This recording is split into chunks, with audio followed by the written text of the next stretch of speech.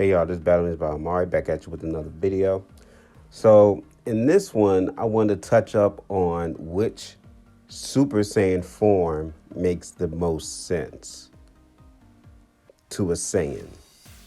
Not which one is the best looking, which one is the strongest, which one is the coolest, which one is the most popular. None of that. I'm not talking about any of that. I'm talking about what form makes the most sense to a Saiyan and its lore. And yes, you guessed it. Super Saiyan 4 makes the most sense out of all the transformations.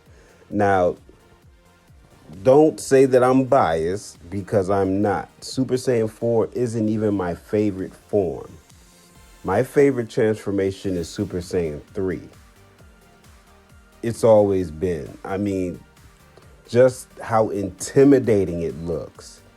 And whenever Super Saiyan 3 showed up, you knew Goku meant business. Super Saiyan 3 is hands down my favorite form. In fact, in Dragon Ball Super, when Goku went Super Saiyan 3 in the Tournament of Power, and it was like a callback to when he did it in the Fusion movie, which the Fusion movie is hands down my favorite transformation in all of Dragon Ball, when he went Super Saiyan 3 in that. That, and it rivals Super Saiyan 2 Gohan. But that was a cool moment in Dragon Ball Super. Even though it didn't look as good, it was still a cool moment. But yeah, Super Saiyan 3 is my favorite. But Super Saiyan 4 makes the most sense. It ties into the lore of a Saiyan.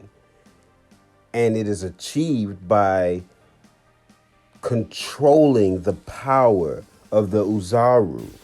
Now, even in Dragon Ball Super, the Ikari form for Broly made sense. And that was a shout out to Dragon Ball, to GT Super Saiyan 4. It was basically a call out. It was like the form before Super Saiyan 4. Broly completely controlled the power of the normal Uzaru, which is how he got the Ikari form. Super Saiyan 4 is controlling the power of the golden Uzaru. This all makes sense.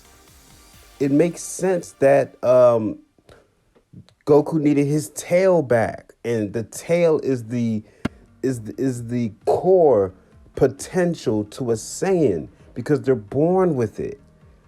Toriyama never went back to that, even though he was going to with Super Saiyan 3 design, but his editors didn't like the tail. But it makes sense.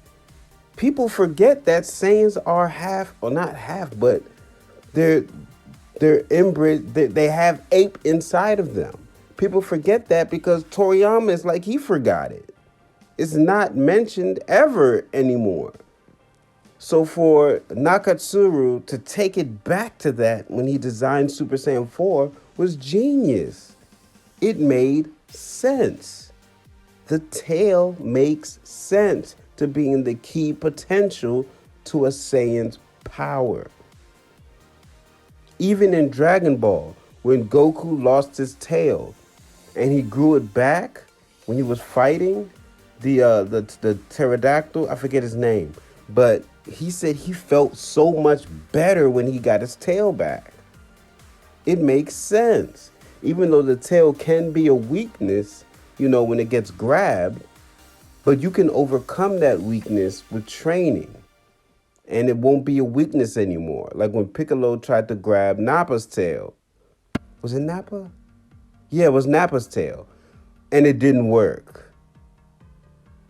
They can overcome that weakness. And that was cool. Super Saiyan 4 it is the epitome of a Saiyan. It is the final form of a Saiyan. Super Saiyan 4 is the key potential of a Saiyan. Is what they work up to. It is complete control of their power. It doesn't even drain stamina. In order to lose Super Saiyan 4, you literally have to just use all the power, and then it goes away. You can't be beaten out of it, which is cool. The other Saiyan forms, like regular Super Saiyan with the hair turning gold and stuff, it's cool, but it doesn't really make sense. I mean, when you really think about it, why does the hair turn gold? I mean, it design wise, it's cool, but as far as lore goes, it really doesn't really make sense. I guess you could say it's because of the power and it's emanating through their hair. You could say that, but lore wise, Super Saiyan doesn't really make sense. Super Saiyan 4 makes much more sense. If Super Saiyan 4 was the only transformation of a Saiyan, that would make sense. That would be cool. In fact, it's not even a Super Saiyan form. It was named that out of just to keep things going, in order. Availability, convenience. That's what Nakatsuru said why he named it that. But it's really not a Super Saiyan form. It's a completely different route from Super Saiyan.